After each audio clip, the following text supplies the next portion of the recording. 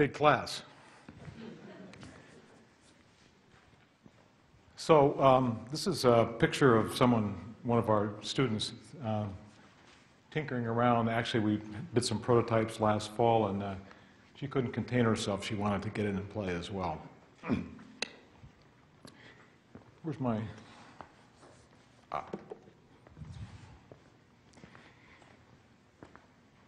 By the way, Jim Hackett, are you here in the audience?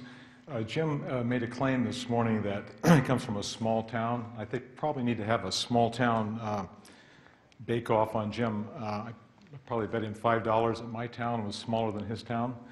It was 425 people. I think his town was like 12,000. So I kind of have this history of kind of small town values and experience. The place I grew up is kind of what you call a fourth place, which is different than a third place. And the fourth, you know the difference, right? The fourth place is a place that's not planned by anyone. So my fourth place was hedgerows and cornfields and streams, piles of dirt on the empty lot on back. So I had the really important experience of growing up with a very kind of physical, visceral kind of world. See, it's pretty interesting to, actually, I've been an artful dodger and kind of dodging public appearances for many years. And Patrick Whitney convinced me that I should show up for this conference. I agreed to that simply for one reason, and that is that the work that MacArthur's doing is extraordinarily exciting and challenging, and it's a great opportunity to kind of apply the kind of tools and methods that you kind of aggregate over time, and also experiences with people like Bob, and put them to good work, good social work. And that gives me an incredible pleasure, actually. And working with the likes of Connie Yowell has been a marvelous experience. I will point out, however, there's some differences when we have meetings. There have not been many. All the grantees, they look around, almost everybody in the meeting comes out of the field of education, right? So coming out of the field of design, where we're interested in being tangible, it's clear, I think, where I think we can make some contributions and contribute some real value to the work that they're doing.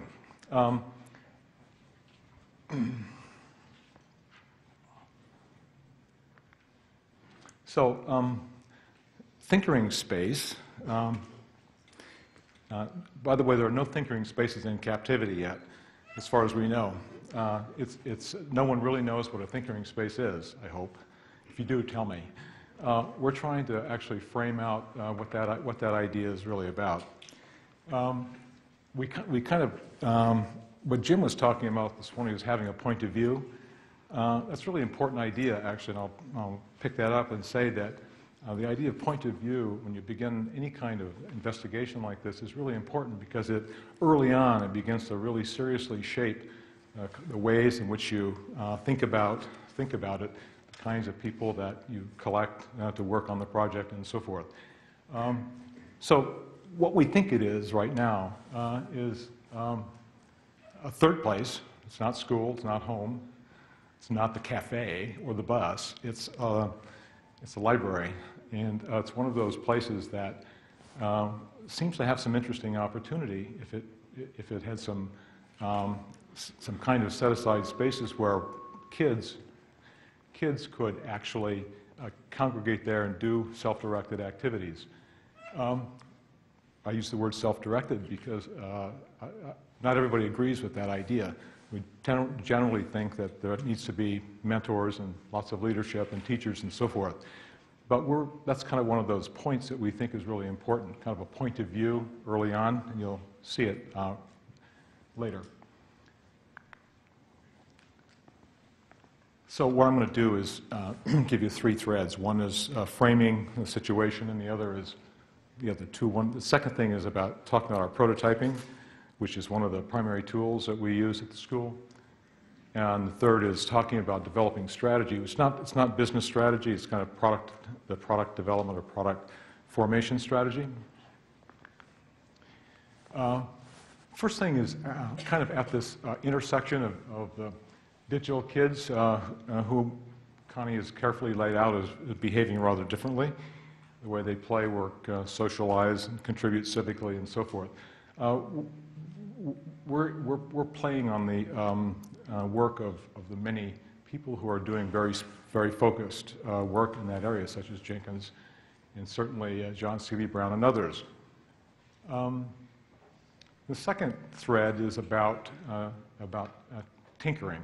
And John Seeley Brown is one of the people, among others, who have thought a lot about this concept of learning by doing. And there are those words again, right? We've talked about make to know and learn to do at the school probably since the late 60s and early 70s. So in our world, it's an old idea that fits pretty nicely now. The third thing is really about libraries being challenged. You know, if people can get information anywhere, at home, any place, anytime, what is it that draws them to libraries? And so we think that libraries are an interesting venue. By the way, these 3 points, these 3 threads were brought to us in the beginning from the first grant that we obtained a year ago, I guess now. Which was, what does that intersection look like between digital kids, libraries, and tinkering?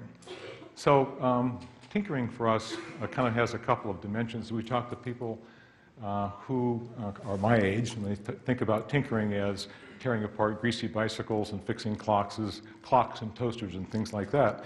Talk to other people, and tinkering is really about digital tinkering that's working with interfaces and working on the screen and so forth. So there is this kind of dialectic between digital and physical tinkering.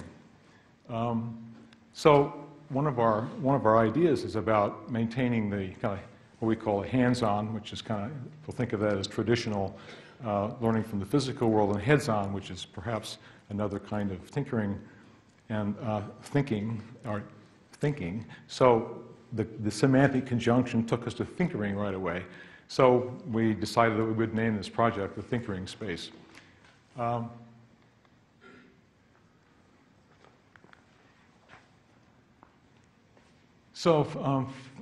see, I jumped ahead, didn't I? Okay. So the third thread is actually about thinking about what a space would be like inside a library. So we kind of decided that we would capture that as a kind of space in a space, or a place in a space, and that's how we got to the word space. Libraries are pretty interesting. You know, there in the U.S. there are about 117,000 libraries. In cities across the country, there are more in the urban environment, which includes branches. There are more libraries than there are McDonald's restaurants. And I told that to Connie earlier, and she says, "Good."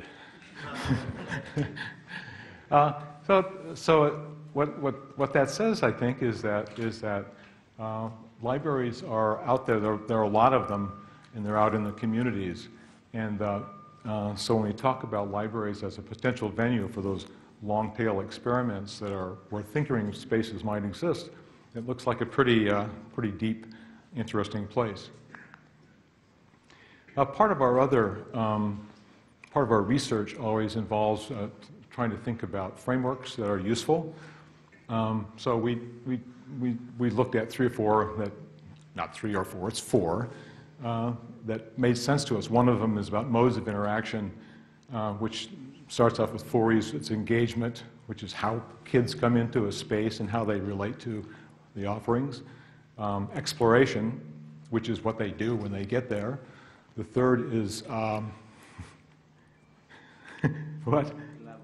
Elaboration is the one I always forget. And the last is what happens when they leave. So what's interesting about frameworks is it helps kind of shape the ideas as you go along, and they're like structuring information and also helping you remember to fill in the blanks, as it were. The second is knowledge interest. We recognize early on that not all kids have the same amount of knowledge, not all kids have the same amount of interest. And so we construct a simple 2x2, where in the lower quadrant we have kids that potentially don't know very much and they're not particularly interested. And so exploration seems like a pretty interesting direction for them to operate. On the upper quadrant, we might in fact envision a kid who is very smart and very, very interested and motivated, and these people may in fact be doing authoring activities in their space. Planning opportunity is interesting from the standpoint that when we talk about being kids doing self-directed activity, it seems really important that we have some way of stimulating that activity. And so setting, which is really the environment in which that exists in the library, and contains things like affordances, things that make the space operate, and priming, which is really about cues or suggesting through either graphical means or arrangement or presentation of other kinds of information, suggesting the kinds of opportunities that would be available to a child. So, and the third is the idea of make, do, show, explain, which there are those key words again, and that is that we think we're pretty confident that that maintaining the idea of a hands-on physical environment, along with obviously digital or environment, is absolutely necessary. Oh, excuse me.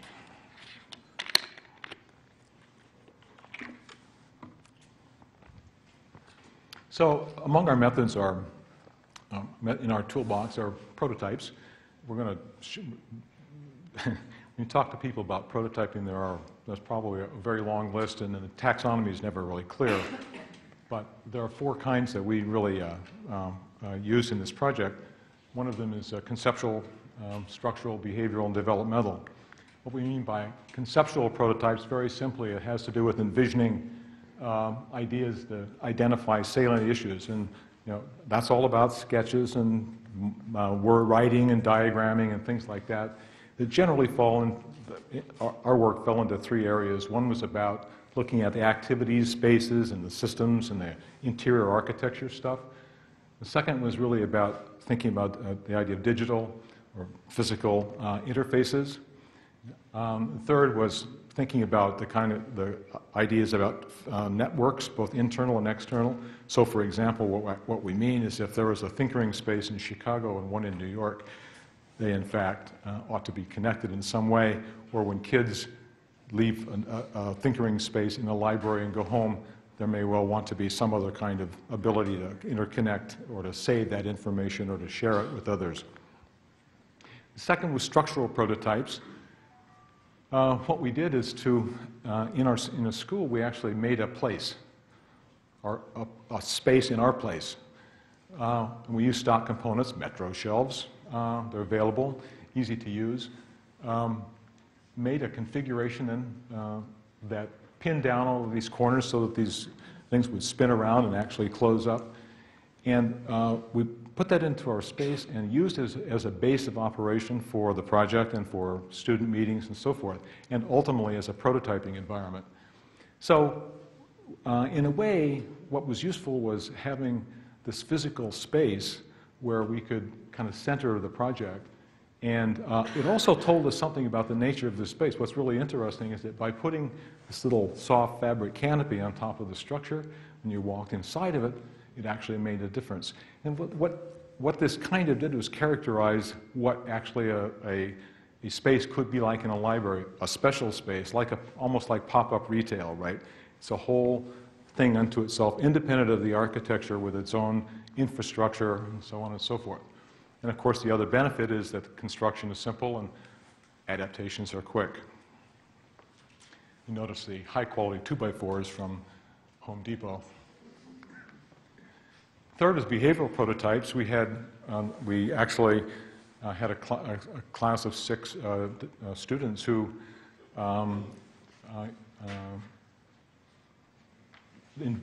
developed a series of kind of kids-based interaction scenarios that they could convert to physical environments, and then we invited, I think we had 20 or 25 kids that actually came into the school over the semester and participated in engaging in the activities that were outlined. Some, they resulted in things like doing performance or dealing with equipment and imaging, collaborative on the right, collaborative story making. That's actually a, whoops, that's actually a Lazy Susan story where each student is selecting words and turning it around, and the other student is writing a story based on those words. Well, clearly this can have there's a digital version of this, if you will.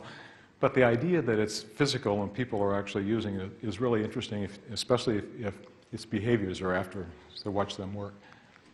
I'll come back to that. Interacting in certain ways. There was a three-dimensional interface, a cube that actually ran a show, the idea of collaging with materials, dealing with sometimes of abstract shapes, colors, sometimes things that were figurative. And what we're after, we're trying to find ways to understand the nature of the behaviors. What was very interesting in this collaging version was we were watching some of the videotapes, and the student pick up a piece of paper and almost started feeling this texture, and it was a piece of foil, and all of a sudden it had sound. There's a really wonderful little instance where this kind of tactile quality was evident in the nature of the behavior, which, you know, if you're sitting there inputting keys, it really is not quite the same. This is actually a thing called creating creatures, which have to do with dividing animals into critical parts like back ends, middles, and front ends, and putting them together in interesting combinations, and then using those combinations to be introduced into biomes, which then allow them to get at information related to the success or failure of that new creature inside this new environment. The last are development prototypes, which is taking the observations that were learned and actually constructing little scenarios that allowed students to kind of get a whole look at what environments might be like. Now, these were just sketch studies and so on and so forth. These result in things like, in this case, it's the idea of stream of writing, it's a metaphor, stream of writing, and the idea of collecting content contributions from a range of people in an environment. Or this is back to the animals, the create a creature, which is where these are three-dimensional blocks that when three are dropped onto this surface, they actually will introduce that animal form onto the screen, which in turn then gets introduced into its respective biome. Or Spintail, the Lazy Susan. This is just one of the screens that would have been seen. This is taking the three-dimensional prototype and actually converting it to an interactive display. So we have a website that is called thinkingspace.org, if anybody wants to log on, which chronicles all of the work from the first grant, which goes from basically last summer. And there's a great deal more detail there. Last December, in a meeting, Connie asked the magic question, and she said, "What would you like to do next?" And so, being totally unprepared, I reached into my briefcase and pulled out a long list of things that we thought we ought to do next. Well, where'd that come from?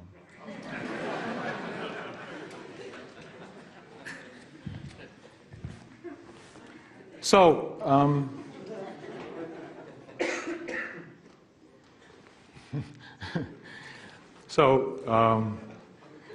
the magic question produced a list of what we ought to do next, and so we were invited to submit a second proposal for a grant, which was subsequently approved.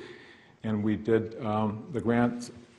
Basically, the idea was that we need to know more, and we need to know more from real users, kids, and we need to have a real situation. We need to build a Thinkering Space in a library. And Connie said, "Oh, no, no, no, you need two."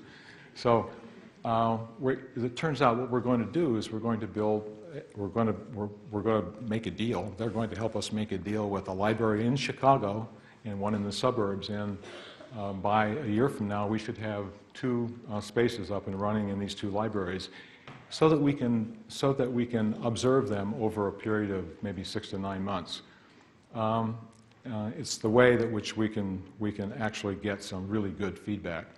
And in the spirit of prototypes, the installations that we make will not be driven by trying to do a finished design solution, but rather it'll still be an adaptation perhaps of an existing system that we can in fact change easily and use it as a learning tool. It's all about learning.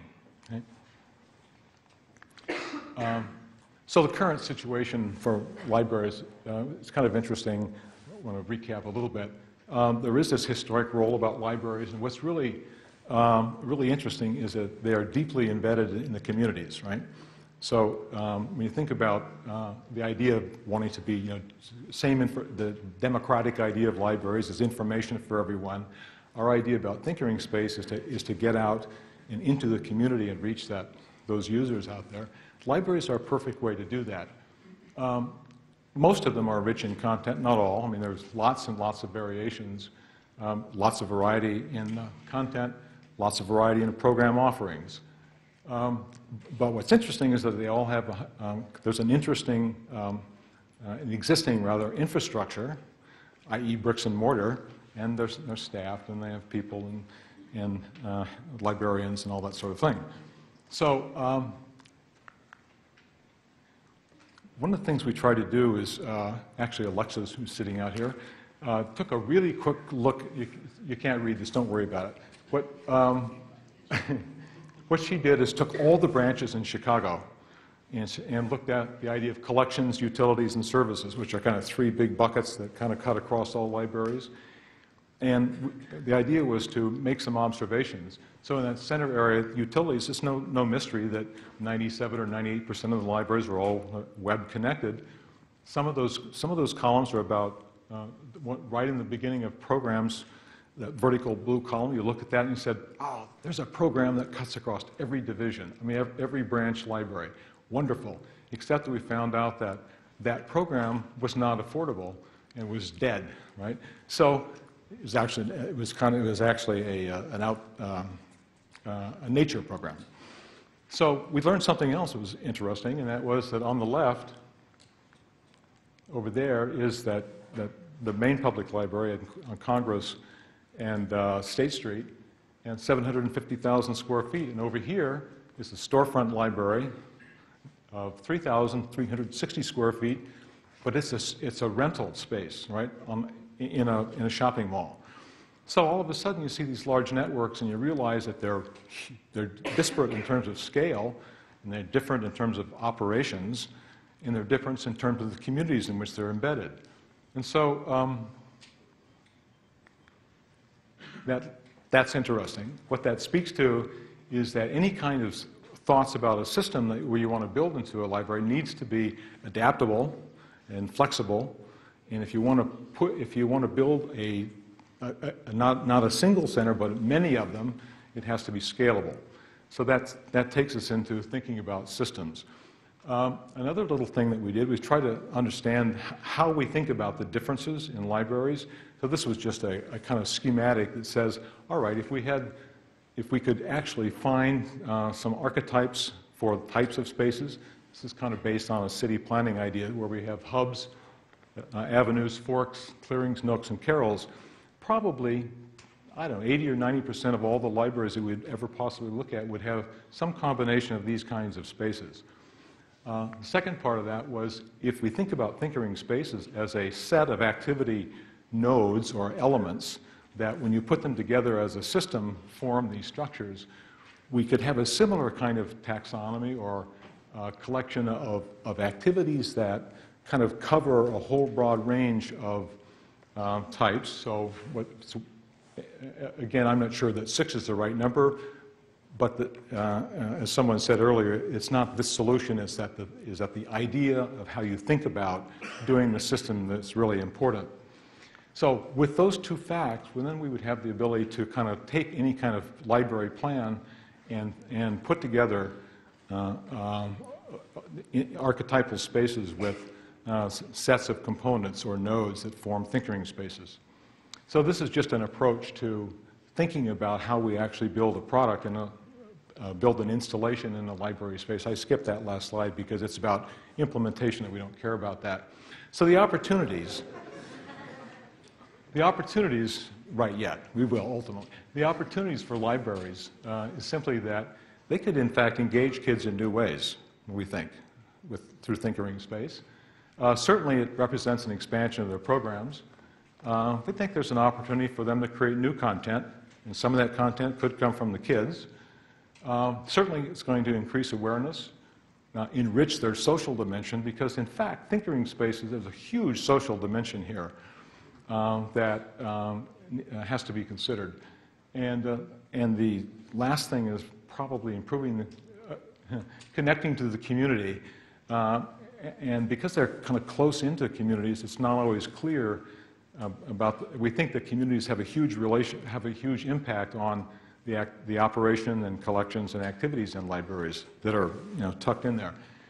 For kids, we've talked a lot about digital kids. Hey, it's a new third place setting, that's not home, it's not school, it's not, as I say, the bus. And we think that by preserving this physical-virtual interplay, kind of doing both things, it's probably a good thing, a good contribution. We think self-directed discovery is a very doable idea, although there are not everybody agrees on that. There's some issues about assessment. And one of the big questions from the education folks is, so how do you know kids are learning anything? So, well, we think there are some metrics that are about time on task and about, one of our models, right, was about building and sharing. So we think that's good. Multiple content domains, one of our early ideas was that any kind of system or structure must in fact accommodate multiple kinds of content in multiple domains. Thinkering Spaces are not about math, and they're not about biology, and they're not about physics or something else. They're about all those things, right? They could be. So with opportunities come challenges. Libraries, building networks, developing new content, affording programs, building awareness, and community support, building community support are not easy things to do. They take time and cost money. And for Thinkering Spaces, the challenge is to remain activity focused, to make sure that, in fact, that we accommodate variable content, that they're domain inclusive, linked to collections of the libraries, because that's the direct link to the community, and that they're both physical and virtual. Special places, smart devices, personal interactions, and this is the team that brought you. You can't see the names, they're too small, but this is the group that worked on Thinkering Space last summer in the fall and in the spring. Thank you.